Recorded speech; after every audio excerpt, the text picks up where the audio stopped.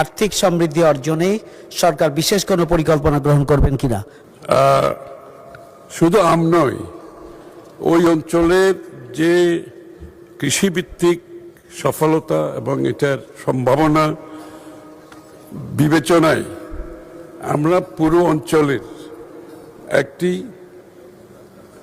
Economic অর্থনৈতিক পরিকল্পনা গ্রহণ করতে যাচ্ছি, যেখানে গ্রোথ সেন্টারগুলো থাকবে, যেখানে এগ্রিকালচার সেক্টর ভালো, সেখানে আমরা হিমাগার থেকে শুরু করে এখানে অবকাঠামোগত যে উন্নয়নগুলো দরকার, যে সুযোগ সুবিধাগুলো দরকার, সব কিছু বিবেচনায় পুরো অঞ্চলে যে সম্ভাবনা কৃষির উপর আছে সেটার সম্ভাবনা যাচাই করে আমাদের আগামী বাজেট এবং বাজেট পরবর্তী যে পরিকল্পনা আছে এগুলো আমরা সামগ্রিকভাবে বিবেচনা করছি। আপনাকে ধন্যবাদ।